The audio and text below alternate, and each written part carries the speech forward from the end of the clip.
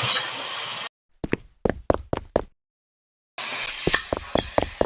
guys, welcome back to our next video. It's your boy Douglas here.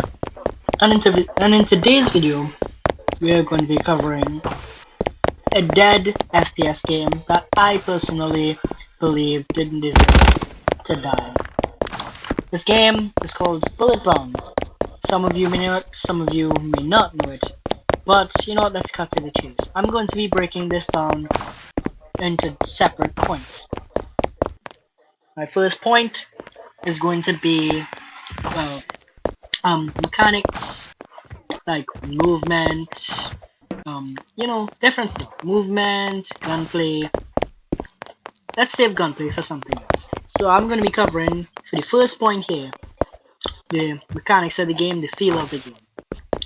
For the movement, straightforward. Movement has your typical movements you would find in most arcade FPS games. Nowadays, sliding, jumping, crouching. I don't think there's prone in this game. So there's not proning, only slide, crouch, and jump. And that's it for like the movement mechanics. The slide, you could cancel it, kind of. The jump, yes, that's a jump. The jump is very, very small in this game and very quick, but effective.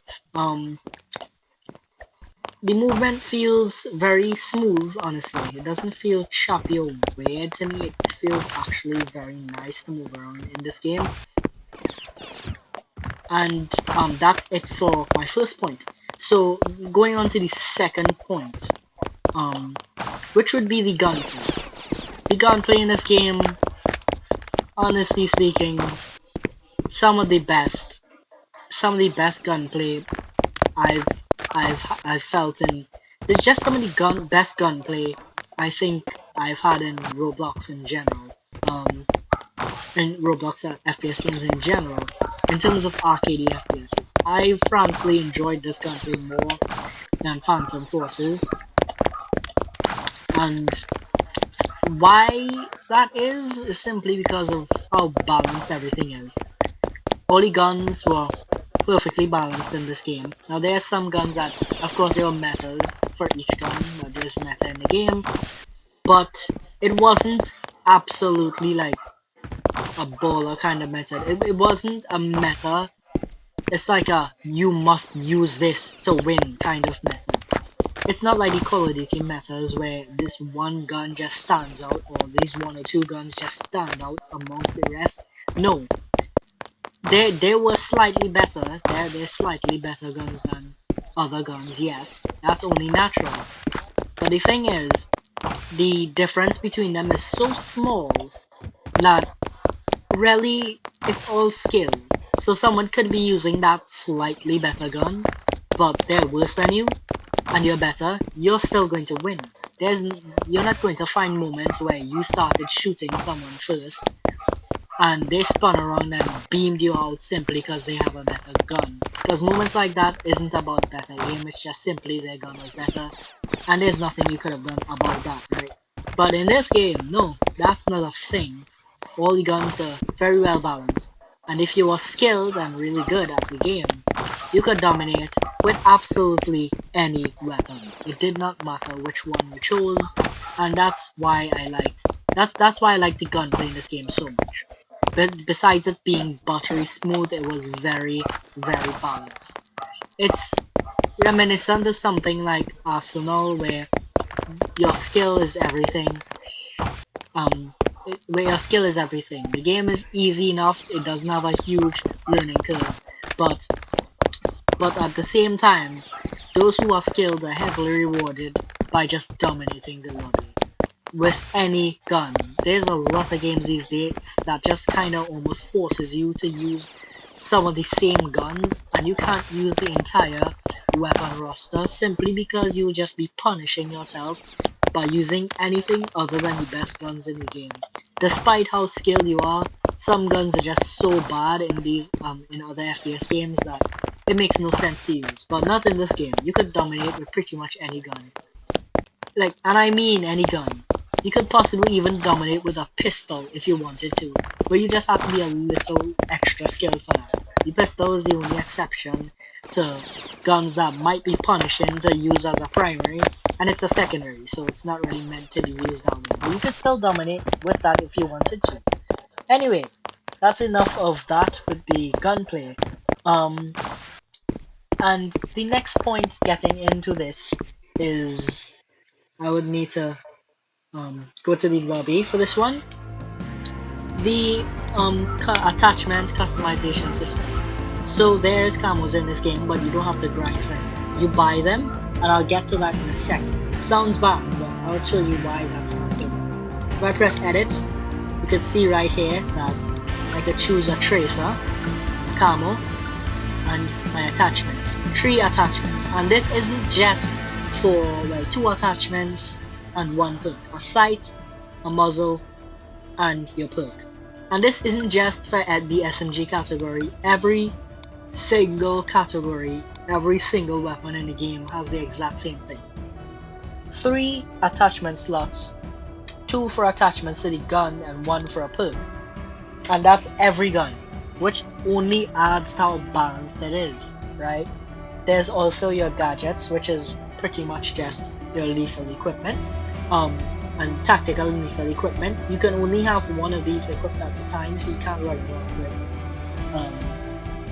you can't really run around with a nade and, well, a stem at the same time. I'll have to test that. I haven't played this in a while. You have your secondary, which is composed of just knives, and well, your pistols and special weapons, which there are none at the time.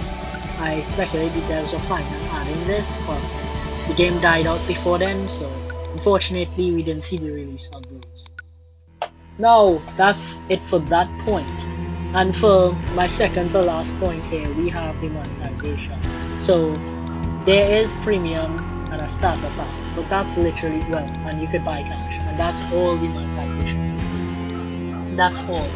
Because every skin in this game, besides the ones you get from the premium and starter pack, are completely earnable through regular in-game cash. You could easily grind out all of these, and they're all super affordable. The most expensive things you would find is only 1,200, but well, 2,000 so far. Let's see if that's the most. Yep, the most expensive thing is 2,000.